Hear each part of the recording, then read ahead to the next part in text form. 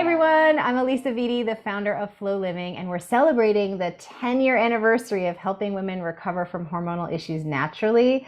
To celebrate, I'm leading a series of conversations with some of my favorite female founders, athletes, activists, and women who have been on their own hormonal journey just like you. We're here to unpack why it's so important to understand how your hormones work, to remind you that you don't have to sit there and tolerate the suffering around these symptoms, and to encourage you to take action every day to take care of your hormones. Joining me today is my dear friend, Emily Fletcher, who is regarded as a leading expert in meditation for high performance. She is the creator of the Ziva technique and the founder of Ziva, where she developed the World Meditation Program. She's also developed Ziva Kids Meditation Program, which is super amazing. She's the author of Stress Less, Accomplish More, and the host of her new podcast, Why Isn't Everyone Doing This? Emily, it is so good to have you. Welcome, welcome. I'm so happy to be here, and congratulations on 10 years. And thank you for all the work you're putting out into the world. It's so fun to reconnect. Thank you. I'm so happy to have you. So let's just get right into it. Okay. Tell me, what has been your experience of dealing with hormones, your period, fertility, anything in your life? How have hormones impacted your life? Yeah, well, I'll start by saying that I'm feeling really great right now. I'm 44 and I feel like my skin, my energy, my sex drive, like all of that feels really good now. So I'll start there. That's great. I'll go back and paint us like a picture of when I was a teenager and in my 20s, I got on birth control really young. I had really bad acne. And so I was on spironolactone, which is like I think a synthetic testosterone or androgen. Inhibitor. So yeah. I actually got pregnant when I was on that, and I got pregnant with 4 babies. I was pregnant with quadruplets. So like, word to the wise, if you are on a spironolactone, like please do not get pregnant. Wow. So that was a wild ride. And I would say that my PMS, like for me with my hormones, the way that I saw it and felt it the most was through PMS. So not even on my period, but just the 3 to 4 days before, I would just be like, I want to punch you in the face. Like anyone I was dating, I was like, look, there's just gonna be a day where I'm going to want to punch you in the face. And wow, so specific. But that rage feeling, is a lot of women report feeling so irritable, so agitated, so unlike themselves. And I also think it's yes, it can be a hormonal imbalance, but I also think it's a societal repression of rage. Like there is no place to put rage in our archetype. And so it's like when the hormones sort of like give you this permission slip almost, or like this, like the damp can't be put on it anymore and it comes out. And then you have all this repressed stuff that wants to be expressed. So good news is for me, the big linchpin that's helped me is meditation.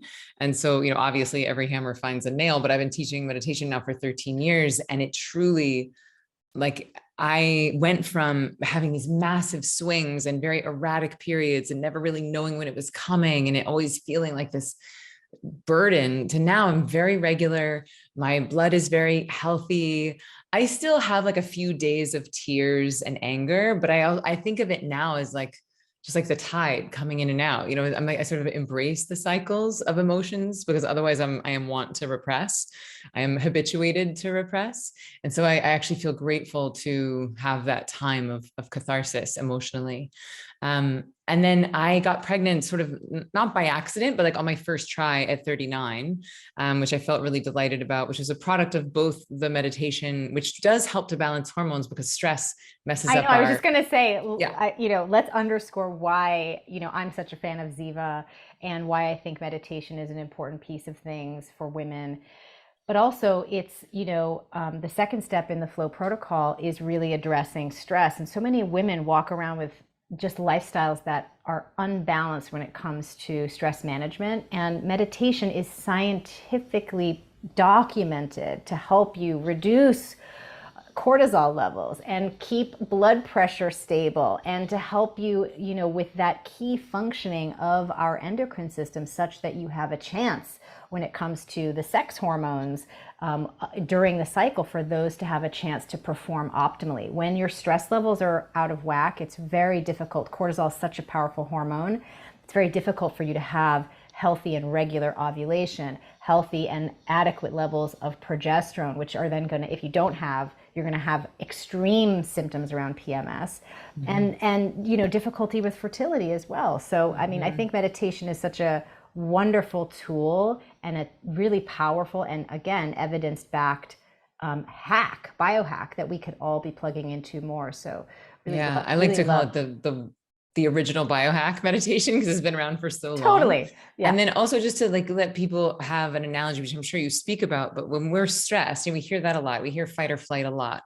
But if you imagine like a predator, like a human or an animal predator coming out to you, and then all of the systems that would have to go online in your body to stay alive. The adrenaline would have to come to fight or flee, the acid that shuts down your digestion, that then seeps onto our skin and prematurely ages us, is so that we don't taste good to the tiger, blood like coagulating so that we don't bleed to death if we get bitten into.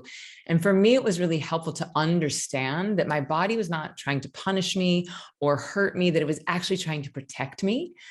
Just like in internal family systems and therapy, when you understand there's pieces of your personality that come out to protect more vulnerable pieces. So adrenaline, cortisol, they're not necessarily bad. They are protective. And if we were living like we were tens of thousands of years ago, when we had predatory attacks, it would be a different game.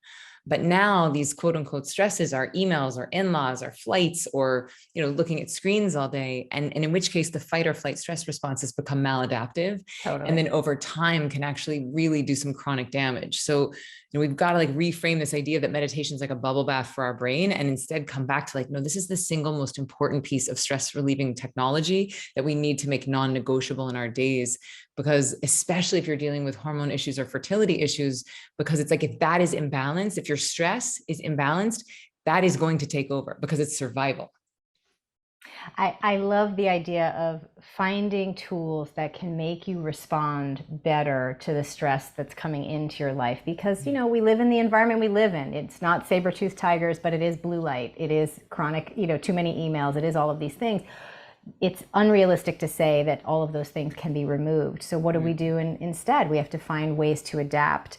And I think meditation is great. I think what we offer women at Flow Living is really helpful and powerful, because they're able to use food and supplementation to really help shore up the body's response, so that when your adrenals and your adrenal system is firing, it's has the nutrients it needs in the right quantities to make hormones, etc. But so it sounds like you went through a journey of having quite a journey with your cycle, and then recognizing at some point that you needed to kind of shift up your lifestyle to really start to have a healed and healthier relationship with your body, with your hormones. 100%. And as you're saying that now, I've even forgot, but I had adrenal fatigue. Like I was on Adricet, I was on supplements. This is pre-meditation to help to boost my adrenals. And I was in all the therapies. I really prided myself on being like a seeker. And then about a year after starting regular meditation, my adrenals were fine. I like suddenly I wasn't like as desperate of like, give me the next therapist or the next self-help thing. I was like, oh no, the answers are actually inside of me. And I know that you're really looking at the body holistically and bringing people home to themselves, and like, how can we create the ecosystem inside of ourselves so that everything is supporting each other. The systems are really holistically supporting each other. Yeah, I love that. And I love you hearing your journey of how you tried all the things. And I think so many women can relate to that, whether they have skin issues or cycle issues or fertility issues or anxiety issues. You go and you try all the conventional medications and things to try to help yourself. And at a certain point, you kind of come to the realization that you're not getting the results that you want. And you do have to go inside, as you said, and source that kind of guidance system that's going to lead you to the path of what you need that's specific to you. In your case, it was a lot of stress management. And I know you live a very healthy lifestyle now in terms of what you eat and what you take in. There are many ways to start the process of building a healthy relationship with your body. And I think however you get started is so valuable, and that you take that moment seriously and say, you know what, this isn't working. Let me switch gears. Let me try something different. It can give you such a gift to a different future and a different quality of health in general. Yeah.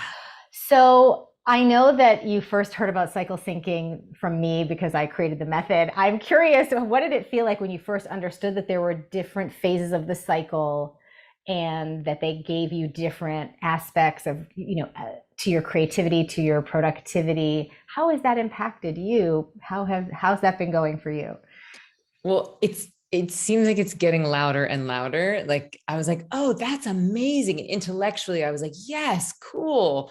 and then still very attached to my sort of patriarchal, capitalistic conditioning of just keep going. I was just thinking about it today. I was putting on my like Thinx underwear, my like period underwear. And I was thinking like, wow, I was so excited about these underwear that like allow me to stay active through a time that my body is begging me to rest. And that's where Ziva's like rest, it's 5 times deeper than sleep. You know, meditation is this resting tool. And I feel like our cycles can be this beautiful balancing tool where the body and nature are asking us to rest and slow.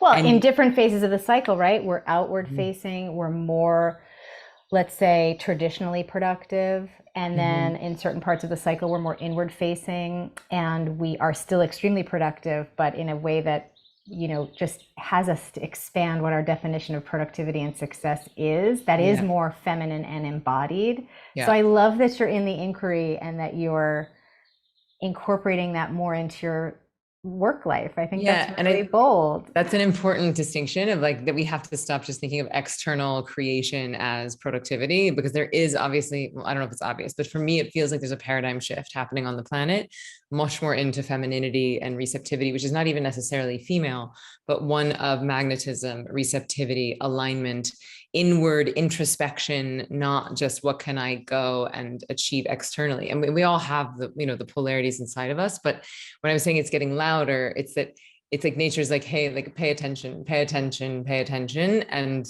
I'm heeding that. So I'm just a little, for me, it's little stuff right now of, can I be proactive about when I'm scheduling retreats, when I'm scheduling big launches, and, you know, and just factoring that into my calendar planning. I love that. And, you know, if it's a helpful frame for you, the luteal phase, that second part of the cycle where we are more inward and differently productive, it's exactly like meditation, right? You go in, you connect, it's like bending time. And so it's very similar. So if you have a sense of what is so valuable about the time that you take that isn't quote unquote outwardly productive when you're meditating, that's exactly what the second half of the cycle is like. That's great. You probably just changed my life in a very significant way. Thank you.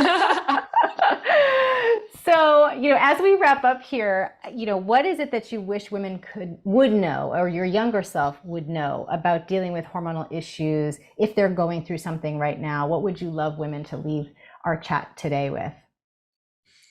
Yeah, I think for me, the two real pain points were my skin issues and PMS. And I think I was trying to solve them externally. I was trying to take pills to fix my skin, or blaming PMS really on like other people's behavior. And I wish that I had understood that these were symptoms of internal imbalances, and that I had better tools and education to understand how to bring the holistic system into balance. And I know it's not a small task, but once you understand the framework, then you can see, oh, this is imbalance. Oh, let me bring it back versus let me treat this symptom. I love that. Yeah, we always say you should not be playing whack-a-mole with your symptoms with lotions and potions and gummies and things. It's really about going to the root cause.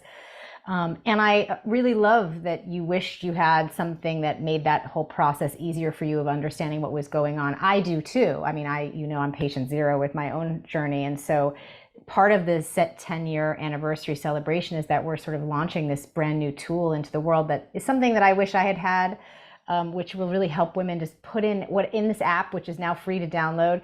You can just put in any symptom that you're having, whatever is going on. The app is going to sort of translate for you, decode for you what is potentially causing that from a functional health point of view, and give you a path forward to help you start to take the right steps with diet and lifestyle changes to start to resolve those issues from that systems of the body perspective. So I hope it helps. We're really excited about it. And I want to thank you so much for sharing your story, because it's so important for women to just share openly that we're all hormonal. I mean, the fact of the matter is 80% of women suffer from a hormonal imbalance at some point in her life. Wow. So we should all be giving our friends, our sisters, our cousins, our coworkers an opportunity to share their story, just like you and I were doing today, because then we can normalize the conversation that, hey, we're all suffering and we shouldn't be. And I also want to thank you for you've used your platform at Ziva. I'm always devouring your newsletters. I think your brand is really contributing to changing the narrative for women from a stress management point of view, but also a healthy life and what that really means point of view. So I really love being in community with you as a founder, but also as a person. And I'm just so happy that we're celebrating this 10-year anniversary. Thank you for being part of it. Flow Living's doing our part to try to trailblaze a new path forward for what hormonal healthcare should look like. And we're eager to get more women feeling better in their bodies, period, pun intended. So thank you, Emily. Thank you for your time today. And thank you, everyone. Yeah, my pleasure. Bye, everyone.